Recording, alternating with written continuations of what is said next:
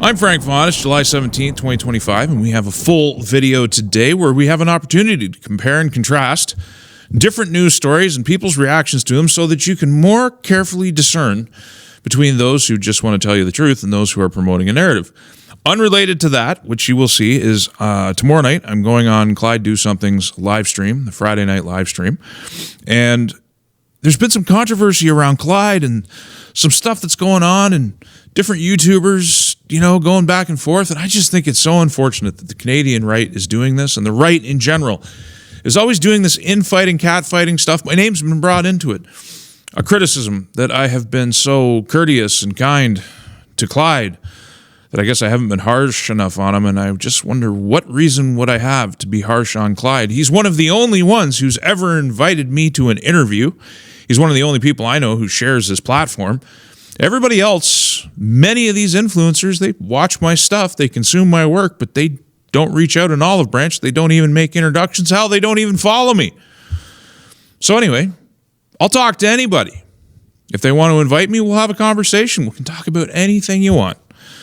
And that includes Clyde Do Something, who has always treated me very well. Let's get on with the news. The headline is, man charged with hijacking and terrorism one day after flights grounded at Vancouver airport. Shahir Qasim, born in 1986, has been charged with hijacking, according to court records online. For all intents and purposes, it looks like this guy is just one of those left-wing radicals that we keep encountering, but we're constantly gaslit by our media and by our politicians that say that none of these people exist, that fires burning in the inner cities of Seattle and various places in the United States were mostly peaceful protesters. It's a continuation on a theme.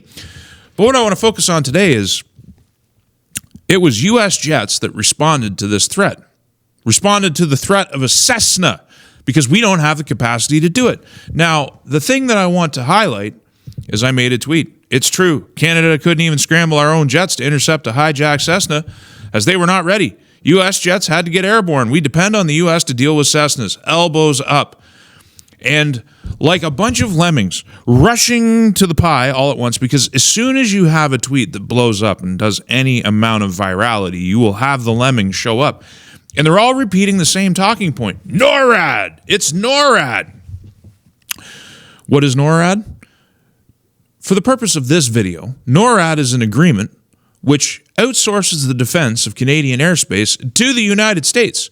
We do not have the nearest jets, old jets, by the way. We're not talking F-35s here. I'm talking CF-18s.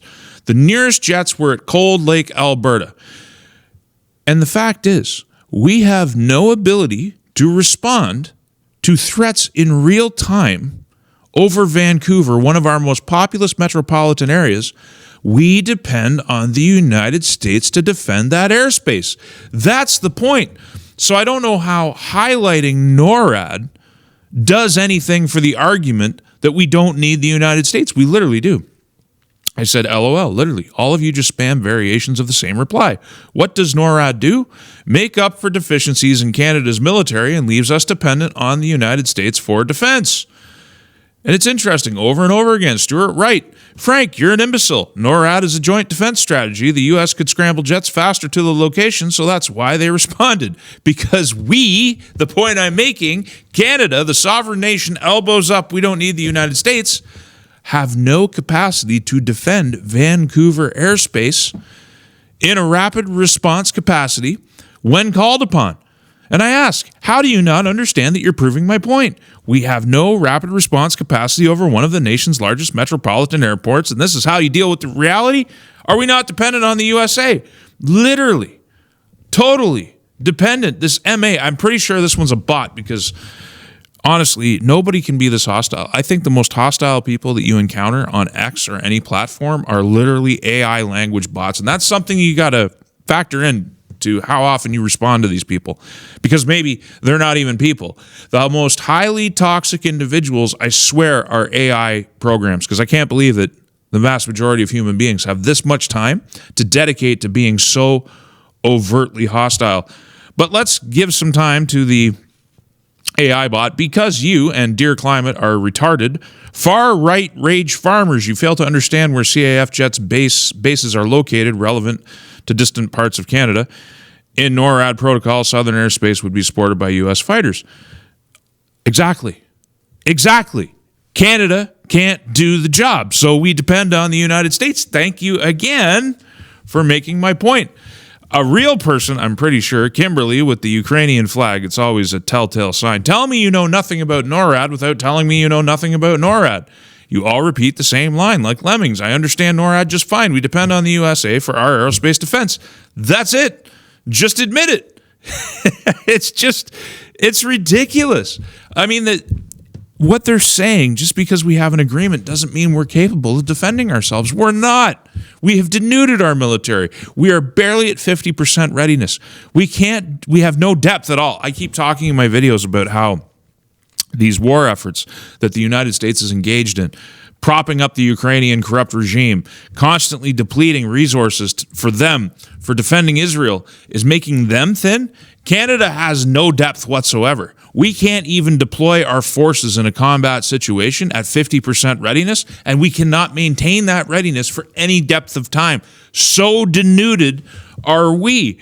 But I just want to take you back down memory lane so you understand that we've been dependent on the United States and we've been denuding our own military and shrinking our capacity as a nation to actually exert ourselves on the global stage. Do you realize that for all the elbows up nonsense and all the talk of our politicians about Canada being strong and free, well, we're gutted and turned into a resource colony, well, we have money laundering at scale, internationally renowned for it, well, we have drug traffickers running wild, shipping 84% of Australian methamphetamine comes from Canada. All this is going on while our politicians virtue signal about being strong and free. We are not strong and we are not free, but our strength should be evident to everybody that we don't have any military strength. China's balloons draw attention on an overlooked Canada-U.S. partnership. For more than 60 years, the two countries have shared responsibility for protecting North American airspace through the joint command known as NORAD. What's the bottom line? These balloons, which have disappeared off the radar, and we haven't gotten any insight in terms of what they were, who launched them, what was the purpose behind them, just like the drones. And this is a good example of how I can recognize reality, but you'll see in the next segment how I can still be very critical of the President of the United States while also recognizing that the United States is our best trading partner, is probably one of the best partners in the history of the world, how the Constitution is better. Like, I can be angry at the president and still tell the truth about the United States. I don't have to totally adopt a narrative. I can parse it. We couldn't even deal with balloons violating our airspace. The Americans had to come in with their fighter jets and shoot the thing down over Canadian airspace because we couldn't do it. And yeah, it was under NORAD. But what is NORAD? Making up for, as one American put it in the comment section, the only reason Canadians are involved, the Canadian Air Force is involved at all in NORAD, is to save face for our supposed nation. The fact of the matter is, when it comes to anything important and the chips are down, it's the Americans who come flying to our rescue. Under NORAD, yes, it doesn't change the core thesis. And did you know that we didn't send a lick of help or even offer official help for the recent floods down in the United States? So spiteful are we. But let's move on. We have to talk about Trump now and what he said last night about this Epstein thing, because the saga still goes on. And instead of doing the right thing, Trump is throwing his entire base under the bus. Let's read the truth tweet. Well, it's not a truth tweet. It's a truth post. Their new scam is what we will forever call the Epstein hoax. And my past, in caps, supporters have bought into this bullshit hook, line, and sinker, as if Donald Trump hasn't been selling this bullshit for years. Now, I think I know what's up, but let's continue. They haven't learned their lesson and probably never will, even after being conned by the lunatic left for 8 long years. Are you the lunatic left, Donald? You, the one that brought this issue to the fore, made it a campaign platform promise, had a great big announcement with people holding binders. We're supposed to just forget that this was one of your core issues, one of your core promises, a big part of how you secured your current mandate? I have had more success in 6 months than perhaps any president in our country's history. Blowhard. Blowhard. He signed a bunch of executive orders. Some good things are happening in the United States. But the fact is, legislative follow-up on things like no tax on overtime or no tax on tips or the drones or cutting the deficit or staying out of forever wars. He's already ordered more bombings than Biden did in his entire 4 years in office. Sending even more arms to Ukraine. The peace that he promised in 24 hours has not materialized. I mean, when are you going to hold him accountable? When is he going to hold himself accountable?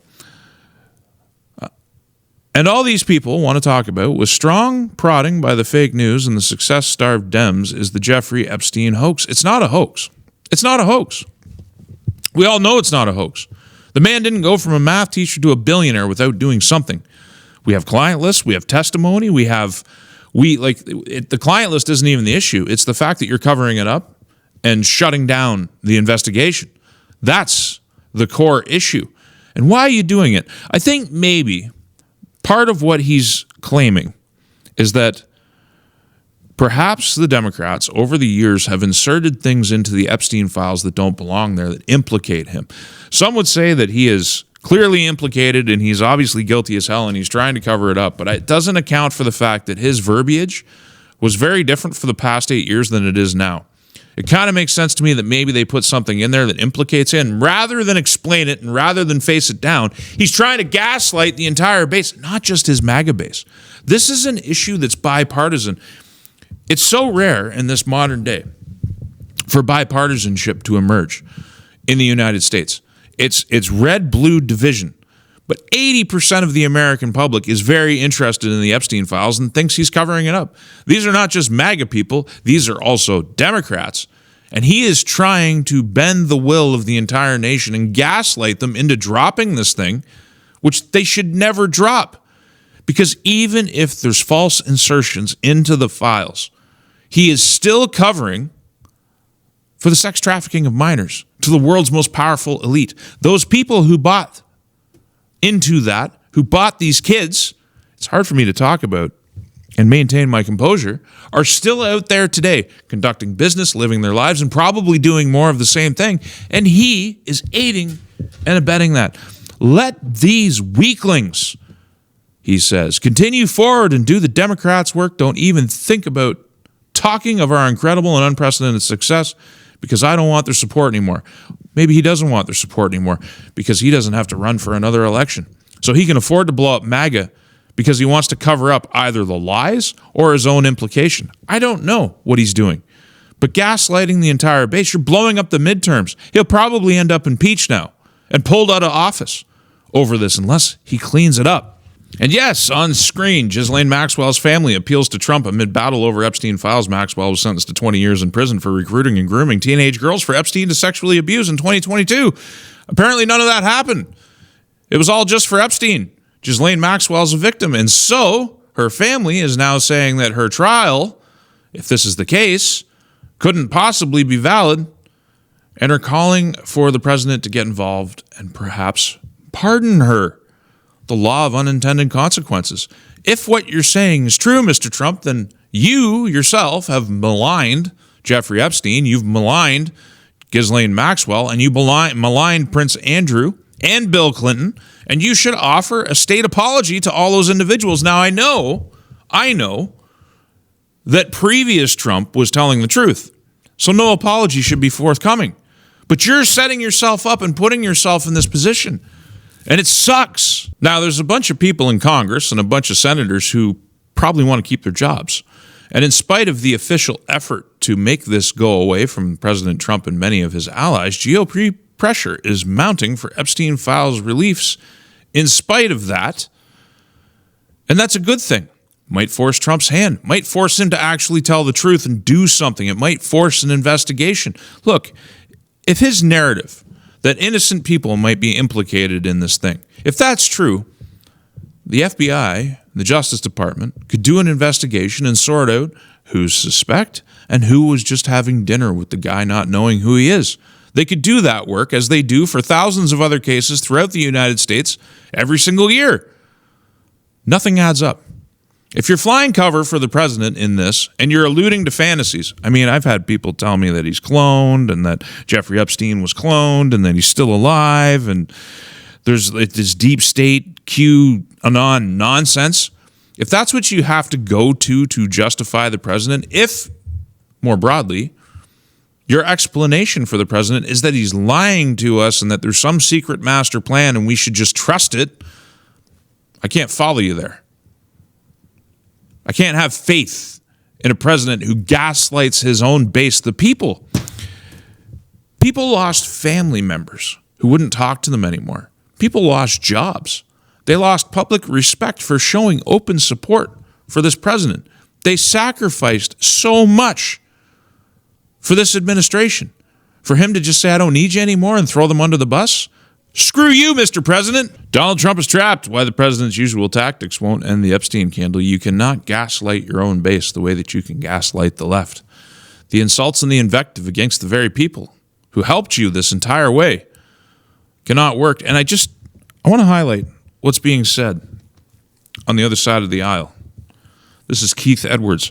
I don't think there's a lot of crossover between the right and the left in the United States. I don't think a lot of people who support the Republican Party are actively seeking out independent or left-wing voices to understand what it is that they are saying. And it goes the other way, too. I don't think people on the left are seeking out and trying to understand the right's point of view. This is a big problem. It's a problem that's been accentuated by the internet. We're not being drawn together and understanding each other because we have far more accessibility to the other point of view than we've ever had before. We're not doing that. We're building walled gardens and we're staying inside the walls, something that I actively don't do. And I think if you went to this video and you just scan through the comments to understand what other people are saying about this, what independents are saying about this, what Bernie Sanders supporters in the past who voted for Trump in 2024 are saying about this very thing. This issue is so important to Americans across broad swaths of society. The other issue that's important is the peace narrative, this idea that Trump would stop the forever wars, not keep them going. I don't know what happened over the last 2 weeks, but the complete about face by Donald Trump should ring alarm bells for everybody. Mid-afternoon in Damascus. Its most famous square violated and bombarded by Israeli air power. The moment again as live news cameras roll. A few weeks ago, Tehran, now Damascus. Months after liberation from decades of tyranny, Syrians now have this to worry about.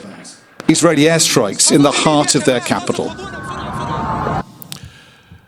I've made and I know this is kind of coming out of left field, I want to do a feature video. This will probably be tomorrow's video because I have a lot to talk about when it comes to Ukraine and the Middle East. There's been a lot going on. If you want to understand how little Israeli foreign policy is concerned with the domestic interests of the president or of the United States, in terms of how damaging optically things that they do are for people that they rely on in the United States for support, I'll give you no greater evidence than this bombing, because the administration has adopted the position that Jolani, confirmed, not conspiracy theory, ISIS dude, who traded his tactical watch for a Patek, started dressing in a suit and trimmed his beard, the Trump administration is saying this regime deserves its chance. And they're still promoting this narrative that the fall of Assad unleashed freedom in Syria. And actually what happened, as we'll see in my upcoming coverage, is it's just triggered a whole pile of sectarian violence. Now, before the transition of power was complete, the Israelis went in and bombed everything, all the hardware that they could possibly bomb from the previous Syrian army under Assad, so it would not fall into Jolani's hands. Because, as I've said, Jolani is a useful tool at the moment for Israeli foreign policy, which is why he's getting international support. But he is kept deliberately weak. And so as he goes about promoting violence against Syria's minorities, and as he provides a check to Turkish advances in the region, I've long maintained that his days are numbered. Eventually, the plug will get pulled on him, and once again, the U.S., because it won't be the United States who pulls the plug, it will be the Israelis, who for one reason or another decide the time is up on this regime, and the United States will have to tell us a different story. They will have to pull an about face. Trump is on the ropes, people. If you actually care about MAGA, you actually care about the administration, you actually care about the promises that were made, then you need to tell the truth, the whole truth, and nothing but the truth about what is currently happening. The cover-up of Epstein, the escalation of the war in Ukraine under Trump's watch, the bombing of Iran, which, as you'll see tomorrow, did not have the effect the U.S. administration has been claiming. And this Syrian debacle, it's like MAGA and Trump are being walked into a great big trap, and all the fantasies about QAnon and the storm coming and all this other nonsense, it's not helping. Did you know that I have a website, frankvaughn.ca, the ultimate repository for all of my work, and a backup location just in case the censors come for me again? And if you like the content, please consider using the donate link in one of the options available. There are no paywalls, there is no advertising, and there is no Patreon, and I intend to keep it that way. Thank you for your time and your consideration.